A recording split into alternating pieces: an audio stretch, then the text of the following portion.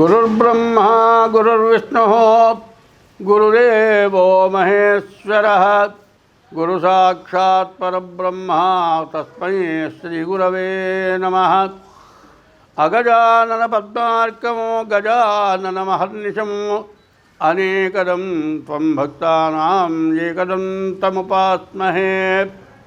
यः कर्ता जगतां भर्ता संहर्ता महसां निधिः प्रणमामि तमादित्यं बहिरन्तस्तमोपहमो। यः कर्ता జగత్తు మొత్తానికి కర్త భగవంతుడు, సంహర్త అందరినీ సంరక్షించేసేవాడు కూడా ఆయనే, మహసాం నిధి అందరికీ నిధి కావాల్సినవన్నీ ఆయన దగ్గర ఉన్నాయి. మహసాం నిధి ప్రణమామి తమాదిత్యం, ఆ సూర్యభగవానుడికి నమస్కారం చేస్తున్నాం.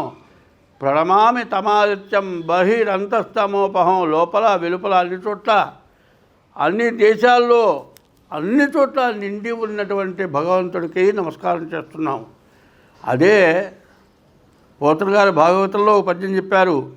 ఒక సూర్యుండు సమస్త జీవులకు తాను ఒక్కొక్కట చెప్తూ పోలిక చేదేముడు సర్వకాలము మహాలీలం నిజోత్పన్న నిగత్యంబుల మృత్సరోరుహములను నానా విధానమున రూపకుడై ఒప్పుచుండు అట్టహరినే ప్రార్థించు సిద్ధుండనే అన్నారు. అటువంటి సూర్యభగవానుడే బ్రహ్మ విష్ణు మహేశ్వర స్వరూపం. మనకు మంచి చేసినా చెడు చేసినా ఆయన వల్లే జరుగుతుంది. మంచి జరిగినా చెడు జరిగినా ఆయన వల్లే జరుగుతుంది. అయితే మంచి జరగాలన్నా చెడు జరగాలన్నా ఏమిటయా అంటే కర్మమున బుట్టు జంతువు కర్మమునను వృద్ధుబంధు కర్మమే జనులకు దేవత, కర్మమే సుఖ దుఃఖములకు కారణం అధిప అన్నారు. మనం చేసే మంచి కర్మ వల్ల మంచి జరుగుతుంది, చెడు కర్మ వల్ల చెడు జరుగుతుంది. అందులో ఈ సంవత్సరం క్రోధినామ సంవత్సరం, క్రోధంతో కూడుకున్నది. నవనాయకుల్లో 9 మందిలో 7 పాపలు, 2 శుభులైనారు. అందువల్ల ప్రతి వాళ్ళకి కూడా సరైనటువంటి సద్బుద్ధి భగవంతుడు ఇవ్వటం లేదు. దానివల్ల రకరకాలైన అల్లకల్లోలాలు వస్తున్నాయి.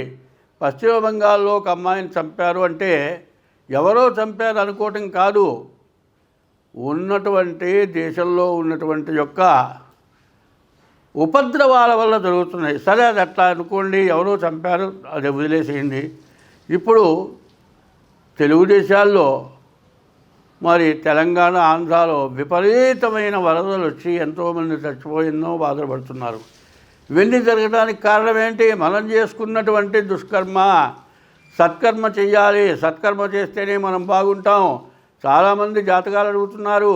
జాతకాల్లో చెప్పింది కాదు, బాధలు పోగా కొత్త బాధలు వస్తున్నాయంటున్నారు. జ్యోతిష్యం సరిగ్గా లేదేమో అంటున్నారు, సరిగ్గా చెప్పలేదేమో అంటున్నారు, పూజలు సరిగ్గా చేయలేదేమో అంటున్నారు, జపాలు సరిగ్గా చేయలేదేమో అంటున్నారు. కాదు, జ్యోతిష్యం అనేది పూర్వజన్మ దుష్కృతం వల్ల వచ్చేటువంటి బాధల్ని పోగొట్టేది జ్యోతిష్యం.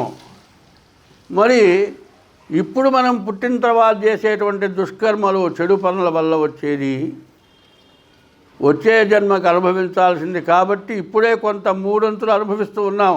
దానివల్ల రకరకాలైన బాధలు వస్తున్నాయి. కాబట్టి జ్యోతిష్యంతో పాటు దైవాన్ని పూజించాలి. దైవే బలే దుర్బలే అన్నారు. దైవ బలం లేకపోతే దుర్బలులు అవుతారట.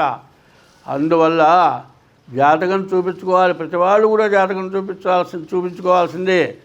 వేదంలో ఒక భాగం జ్యోతిష్యం, వేదంలో ఒక భాగం సామవేదం సంగీతం, వేదం ఒక భాగం, మరి మంత్రశాస్త్రం కూడా అందులోదే, అన్నీ కూడా దాంట్లోవే. కానీ దైవస్వరూపాలని కూడా వేదంలో నుంచే చూపించారు. కాబట్టి వేద విహితం అంటారు. వేదంలో ఉన్నదాన్ని ఎవరూ కాదనేటువంటి అర్హత ఎవరికి లేదు. వేదంలో భాగమే జ్యోతిష్యం. జ్యోతిష్యం అనేది సాముద్రికం అనేవి 2 ఉన్నాయి. జ్యోతిష్యము అంటే చీకట్లో వెలుగు, అగ్గిపుల్ల గీచి వెలిగించి చూచినట్టుగా చెప్పగలిగిన జ్యోతిష్యం.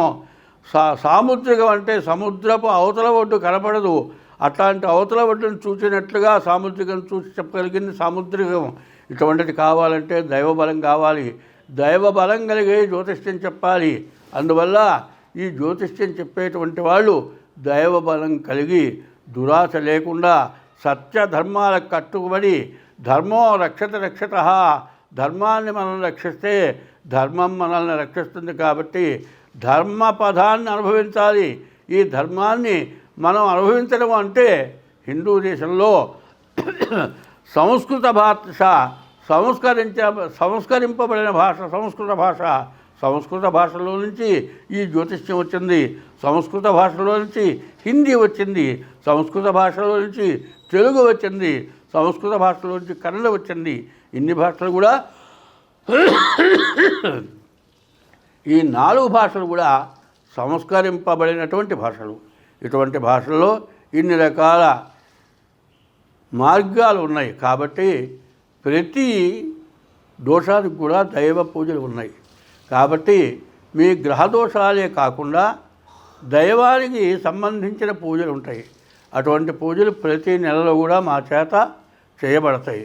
కాబట్టి మీ జ్యోతిష్యం చూపించుకోవడమే కాక మీ జాతకంలో ఉన్న దోషానికి ఏ పూజ చేస్తే మీ దోషం పోతుంది అనేది తెలుసుకొని మీరు ఆ ద్వారా మీరు పూజలు చేసుకోవడం చాలా మంచిది. కాబట్టి ఇప్పుడు మేము చెప్పేది ఏమిటంటే మీరెవరైనా సరే డేట్ ఆఫ్ బర్త్ ఉంటే డేట్ ఆఫ్ బర్త్ చూపించుకోండి. అట్లా లేకపోతే హస్త సాముద్రికం చూపించుకోండి. హస్త సాముద్రికము మరి జ్యోతిష్యం ద్వారా మీ జాతకం చెప్పబడుతుంది. ఇట్లా కాక మీకు డేట్ ఆఫ్ బర్త్ లేకపోతే సాముద్రికం ద్వారా చెప్పబడుతుంది. మీకు ఇంకా ఎటువంటి సమస్యలు ఉన్నా కూడా క్యాన్సర్ వచ్చిన వాళ్ళకు కూడా మేము చేసిన పూజలతో మరి ఆ బాధలు పోయి క్యాన్సర్ నుంచి కూడా బయటపడ్డారు. కాబట్టి దైవ సంబంధమైన పూజలు చేయడం జరుగుతుంది.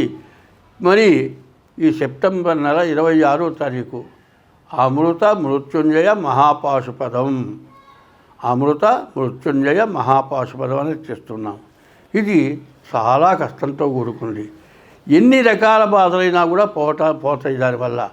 ఆ అమృత మృత్యుంజయ పాశుపదం అంటే ఉదయం మొదలుపెట్టామంటే రాత్రి ఏ పని అవుతుందో కూడా చెప్పలేము. అటువంటి అమృత మృత్యుంజయ పాశుపదం. పాశుపదం అంటే అర్థం ఏంటంటే ఒకప్పుడు అర్జునుడిని గురించి తిరుపతి వెంకట కవులు రాయబారం నాటకంలో చెప్పారు. పాశుపదంబు చేయకొనియే భర్గుని యుద్ధములోన గెలిచి రాకేశుని లోకమేగి అతడెక్కిన గద్దియ ఎక్కి చేసే సర్వభూమీషుల గెలిచి చేసే పృథివీశ్వరునీశ్వరుని అశ్వమేధి నీకు అసయ్య కాని ఆలమున కన్నును తాకునే భీములద్ధిరా అన్నారు. అంటే ఇది పాశుపదాస్త్రం అంటే ఈశ్వరుడు అర్జునుడికి మెచ్చి ఇచ్చాడు. అర్జునుడికి మెచ్చి ఇచ్చినటువంటి పాశుపదంతో ఇంద్రలోకానికి వెళ్ళి ఇంద్రుడిని గెలిచాడు.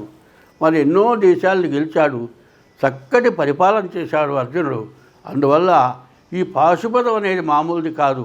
అందులో రుద్ర పాశుపదం, రుద్ర మృత్యుంజయం, అపమృత్యం అనేది లేకుండా మరణం లేకుండా ఉండేది మృత్యుంజయం. మరి పాశుపదం అంటే పాశుపద అస్త్రం. తర్వాత రుద్రుడు ఈశ్వరుడికి మహారుద్రం అంటే 111 సార్లు రుద్రం చెప్పి మరి మృత్యుంజయ పాశుపదం అమృత మృత్యుంజయ పాశుపదం. మృత్యువుని జయించాలి అంటే మరణాన్ని జయించాలి. మరి అన్ని వ్యాధుల నుంచి బయటపడాలి. ఇప్పుడు వస్తున్నటువంటి వ్యాధులు ఎట్లా ఉన్నాయి అంటే రోగం ఏమిటో తెలియదు, ఎన్ని పరీక్షలు చేసినా తెలియదు, పరీక్షలకి డబ్బులు అవుతాయి చాలా. ఇన్ని పరీక్షలు చేసినా కూడా వ్యాధి నిర్ధారణ కాదు. తీరా వ్యాధి నిర్ధారణ అయ్యేటప్పటికీ మన దగ్గర ఉన్న డబ్బులు లక్షలు కాదు కోట్లు కూడా ఖర్చు అయిపోతున్నాయి. వ్యాధి నిర్ధారణ కావటం లేదు, వ్యాధి తగ్గటం లేదు. వ్యాధి తగ్గటం జరగటమా వ్యాధి తగ్గకపోవటమా తేలేటప్పటికీ మన దగ్గర ఎన్ని తరాల నుంచో సంపాదించిన డబ్బులు ఆస్తులు మొత్తం ఖర్చు అయిపోతున్నాయి, వ్యాధి పోవట్లేదు. అటువంటి వ్యాధులు నిర్మూలన కోసమని అమృత మృత్యుంజయ పాశుపదం అనేది చేస్తున్నాం. 26వ తారీఖు ఇప్పుడు జరుగుతోంది. సెప్టెంబర్ నెల 26వ తారీఖు రోజున అమృత మృత్యుంజయ పాశుపదం జరుగుతుంది. ఇది సామూహికంగా అందరికీ ఉపయోగపడటం కోసం చేస్తూ ఉన్నాం. ఇందులో మీరు కలవాలి అంటే ముందుగా మా నెంబర్కి ఫోన్ చేసి ఫోన్ ద్వారా దానికి తగినటువంటి మూల్యం చెల్లించుకొని మీరు దీంట్లో ముందుగా మెంబర్స్ చేరి ఈ అమృత మృత్యుంజయ పాశుపదం మీ జాతకం చూపించుకొని మీకు ఏదవసరం ఇది అవసరం అన్నిటికీ పనిచేస్తుంది. ఆల్రౌండర్. ఇప్పుడు ప్రతి వ్యాధికి ఏం చేస్తున్నారు, ఒక మందుతో పాటు మరి యాంటీబయాటిక్ చేస్తున్నారు. యాంటీబయాటిక్ అనేది ముందు వ్యాధిని ఆపుతుంది, శాంత నిర్మూలన కావాలంటే మందుతో అవుతుంది. ఇటు మందు యాంటీబయాటిక్ ఎట్లాగో మరి మృత్యుంజయ పాశుపదం అంత విశేషమైంది. కాబట్టి ఎవరైనా సరే ఇది ఇక మళ్ళీ చేయటం అనేది అంత తేలిగ్గా అయ్యేది కాదు. కావాలని మాకు కూడా అవసరం వచ్చి ప్రత్యేకించి చేస్తూ ఉన్నాం. తర్వాత 26వ తారీఖు అమృత మృత్యుంజయ పాశుపదం, 27వ తారీఖు మరి హరే రామ రామ రామ హరే హరే, హరే కృష్ణ కృష్ణ కృష్ణ హరే హరే. ఈ నామం 24 గంటలు ఉదయం 6 మొదలుకొని మరుసటి రోజు ఉదయం 6 గంటల వరకు ఏకాహం అంటారు. ఆయన అవధూతేంద్ర సరస్వతి స్వామివారు అంటారు. ఆయన ఒకప్పుడు ఈ నామంతో ఎంతోమందికి ప్రాణదానం చేశారు. ఆయన రఘువరదాస్ గారు మొట్టమొదటి పేరు. ఆయన సన్యాసాశ్రమం తీసుకున్న తర్వాత అవధూతేంద్ర సరస్వతి స్వామివారు అంటారు. ఆయన నేను చూశాను. ఆయన చేసిన చోట ఎక్కడా కూడా ఎటువంటి సమస్య లేకుండా అందరూ ఆయురారోగ్య ఐశ్వర్యాలతో ఉన్నారు. కాబట్టి అటువంటి ఏకాహమని కూడా చేస్తూ ఉన్నాను. 27వ తారీఖు ఉదయం 6 నుంచి మరి 28వ తారీఖు ఉదయం 6 గంటల వరకు ఈ ఏకాహం అనేటువంటి నామం జరుగుతుంది. ఈ నామం అంటే ఎట్లా ఎవరో ఇష్టం వచ్చినట్లు కాదు. ఒక్కొక్క సమయంలో ఒక్కొక్క రాగం చెప్పాలి. ఆ రాగంతో సంగీతం నేర్చుకున్నటువంటి వాళ్ళు, సంగీత విద్వాంసులు 24 గంటలు కూడా ఒక్క అహోరాత్రాలు అంటారు. 24 గంటలు కూడా ఈ ఏకాహం జరుగుతుంది. ఒకప్పుడు వాసుదాసుల వారి శిష్యులు సుబ్బదాస్ గారు ఉన్నారు. ఆయన దోసకాయ యజ్ఞం అని చేశారు. దోస చెట్టు వేసి విత్తనం వేసి ఆ చెట్టు పెరిగి పెద్దదై కాపు కాసేంత వరకు ఈ ఏకాహం 24 గంటలు అంటే ఒక 6 నెలలు కనీసం ఈ హరే రామనామం చేశారు. ఈ హరే రామనామంలో ఫలం ఏంటంటే హరేర్నామ హరేర్నామయవ కేవలం కలవు నాస్త్యేవ గతిరన్యథ. ఇక ఏదీ గతి లేదు, ఇది తప్పితే మార్గం లేదు, ఇక ఏది దేనివల్ల తగ్గదు అనేటువంటి దానికి ఈ మహామృత్యుంజయము హరేర్నామ సంకీర్తనము, దీనివల్ల ఎటువంటి వ్యాధులైనా నిర్మూలనవుతాయి, పాపం అంతా కూడా హరించిపోతుంది. స్వస్తి. 2024 సెప్టెంబర్ నెల 16 నుండి 30 వరకు వృషభ రాశి ఫలితాలు. తులా వృషభయోర్భృగు. తులా వృషభ రాశులకి శుక్రుడు అధిపతి. శుక్రుడు బాగున్నాడు, పంచమంలో శుక్రుడు ఉన్నాడు, చాలా బాగున్నాడు. అయితే ఈ రాశికి శుక్రుడు ఒక్కడు తప్పితే ఏ గ్రహము బాగాలేదు. అయితే ఈ రాశి వాళ్ళకి ఎటువంటి పరిస్థితుల్లో ఏమీ బాగాలేదు అని చెప్పాలి.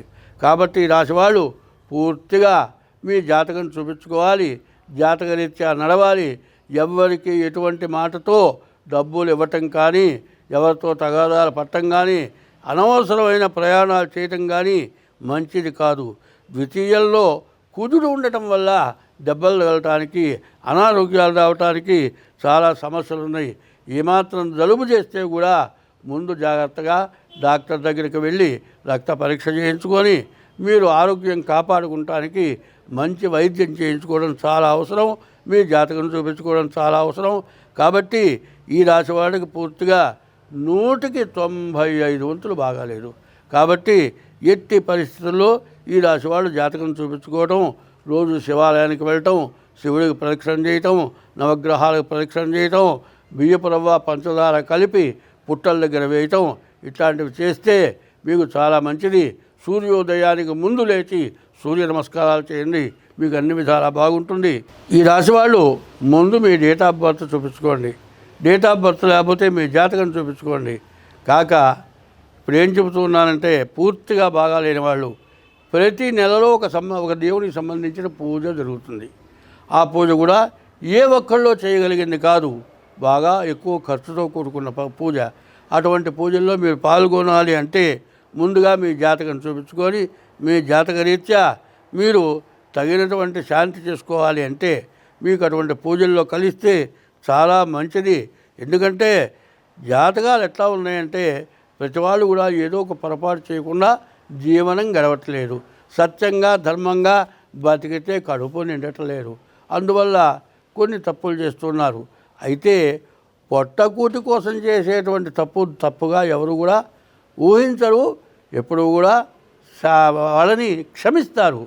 ఆకలి అన్నం పెట్టలేదనుకోండి, గటిక్కిన పక్క ఇంట్లో వాడు ఎవడైనా సరే సరాసరి పోయి అన్నం తీసుకొని తింటూ ఉంటే వాడిని ఎవరు కొట్టరు. అన్నం తినేవాడి కడుపు ఎవరు కొట్టరు. కానీ అన్నం అనే పేరుతో దుష్కార్యాలు చేసి దుర్మార్గంగా సంపాదించి దీనివల్ల పాపం పెరిగి జాతకరీత్యా కాకుండా విడిగా కూడా చాలా బాధలు పడుతున్నారు. ఇటువంటి బాధలు పోవాలంటే పూర్తి మీ జాతకం కావాలి. ఇంకా డేట్ ఆఫ్ బర్త్ కూడా కరెక్ట్గా లేక ఏదో చెబుతారు, అది లగ్నానికి కానీ నక్షత్రానికి కానీ తేడా వస్తుంది. కాబట్టి సాముద్రికము మరి డేట్ ఆఫ్ బర్త్ ద్వారా జాతకం చూపించుకోవడం కాక మూడో విధానం దేవతా పూజ. ఈ 3 రకాలు కూడా మేము చూడటం జరుగుతుంది. 3 రకాల పూజలు చేయడం జరుగుతుంది. ముందు జాతకానికి కానీ దేనికైనా సరే దానికి ఏదో తగినటువంటి ద్రవ్యం తీసుకొని చేస్తాం. ఉరికినే మాత్రం చాలామంది అడుగుతున్నారు, ఊరికే చేస్తారా అంటే ఊరికనే చేయాలంటే దానికి కూడా ఖర్చులు ఉన్నాయి. రాశి చక్రం ఉంది, నవాంశ చక్రం ఉంది, మహార్దశ కట్టాలి, దానికి పని ఉంది, ఇదంతా కూడా ఆఫీస్ ఉంటుంది, ఇవన్నీ కూడా ఖర్చులు ఉంటాయి.